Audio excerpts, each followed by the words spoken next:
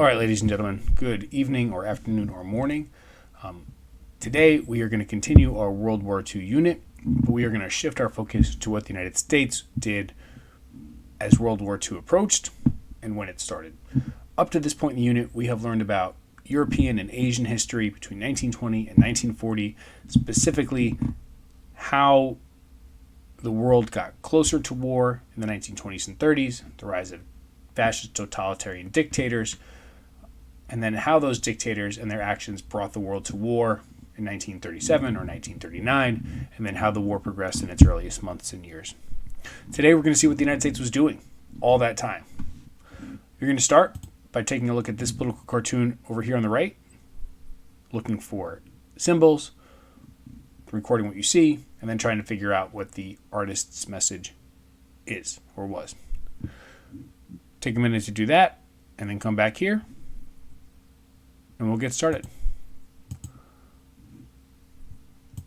All right, some context.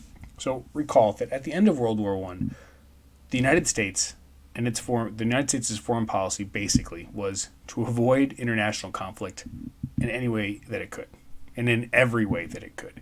So right off the bat, World War I ended. The United States withdrew from international affairs.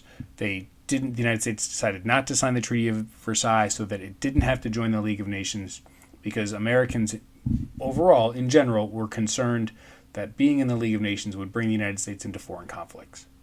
Then, in 1922 and 1928, the United States signed international agreements. When they did participate in international affairs, they did so with the goal of preventing conflict. So in 1922, the United States, Great Britain, Italy, Japan, and France all agreed to disarm their navies or make them much smaller to prevent the possibility of conflict.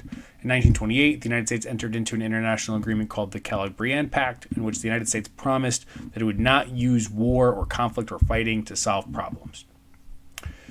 Then, the Great Depression hit in the United States, and there was less of a focus on international affairs at all until it appeared that the world was getting closer to war starting in 1935.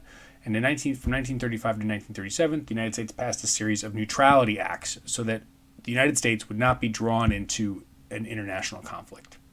And these neutrality acts focused on taking the United States out of any potential conflict, really addressing all of the things that brought the United States into World War I. So the United States, as part of these neutrality acts, could not sell, no American business could sell weapons to anybody fighting in a war. And the United States could not loan money, banks or businesses, to anyone fighting in a conflict or a war. The Americans weren't allowed to travel on ships, boats of countries fighting in a war. And one of the not selling stuff to either side was amended a little bit in 1937 with this cash and carry plan. So in the cash and carry plan, the United States American businesses could sell stuff to countries fighting in a war so long as the countries came and picked it up themselves and the countries paid cash.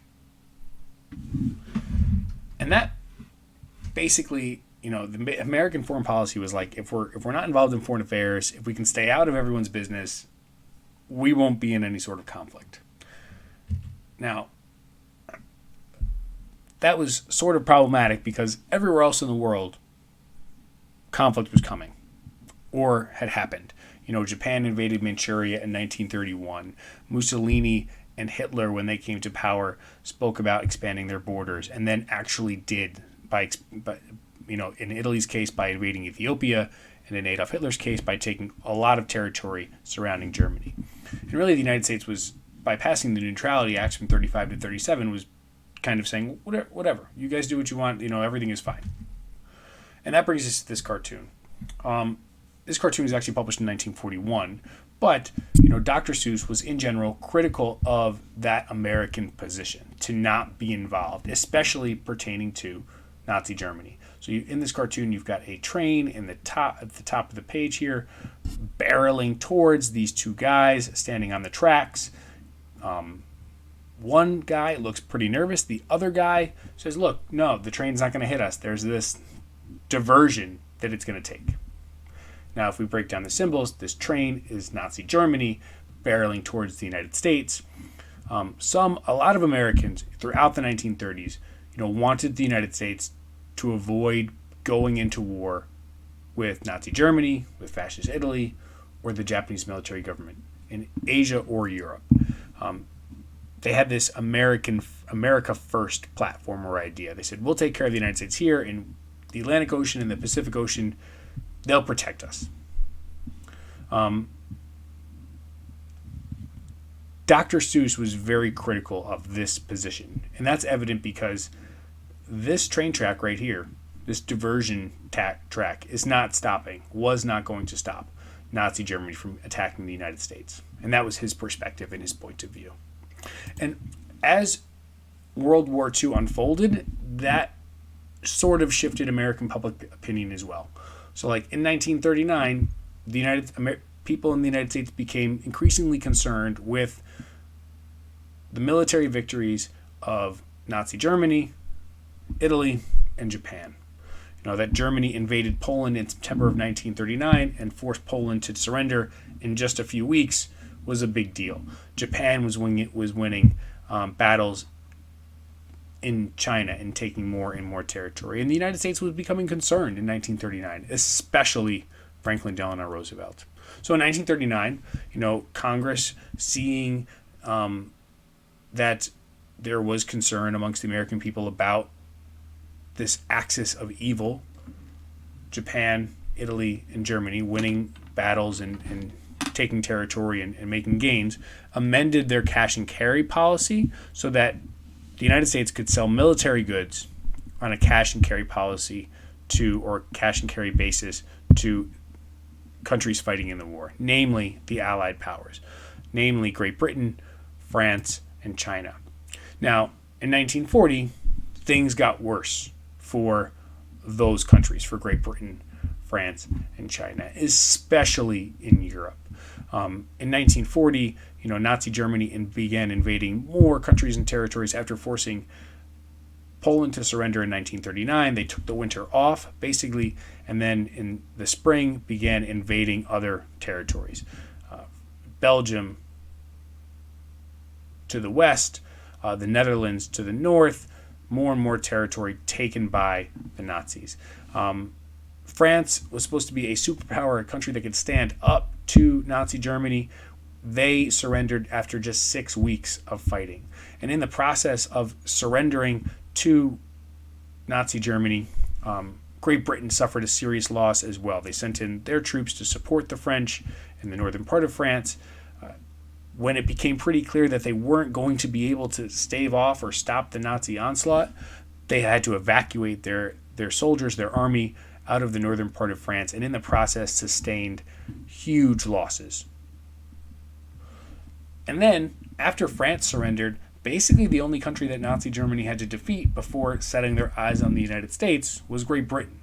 And in the summer of 1940, it became increasingly clear to Great Britain, to Winston Churchill, their leader, that they weren't going to be able to win the war without help. So Winston Churchill contacted the President of the United States, Franklin Delano Roosevelt, and made a personal appeal. He said, look, we don't have the money to pay for any more supplies. We're running low on cash, but we need help, because if we don't get help, Nazi Germany will defeat us.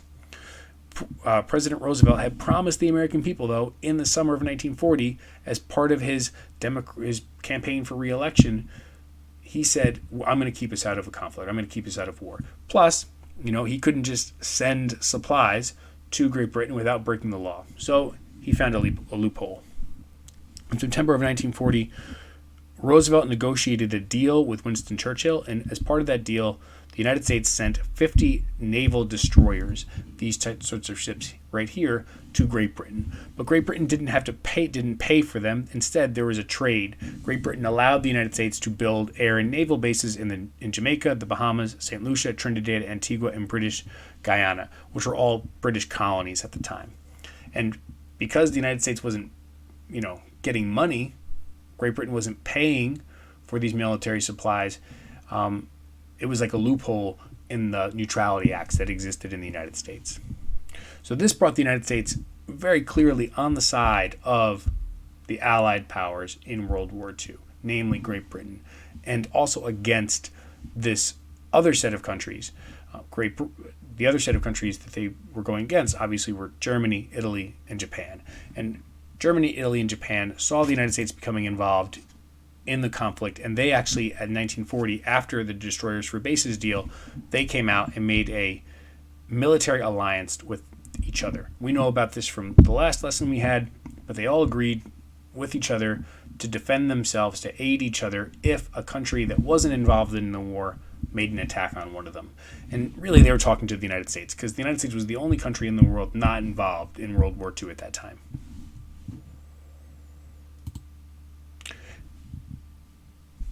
And after President Roosevelt won re-election, he actually increased Americans' involvement in World War II again. He won re-election in November of 1940, but still was increasingly concerned with Nazi Germany and Japan and Italy winning battles and taking more territory in World War II. And he asked the United States in a speech called the Arsenal of Democracy speech to help the war effort while maintaining some sort of neutrality. And then Congress passed a law in early 1941 called the Lend-Lease Act to bring the United States even more involved into World War II. And what you guys are going to do now is read exactly what President Roosevelt asked Americans to do in December of 1940.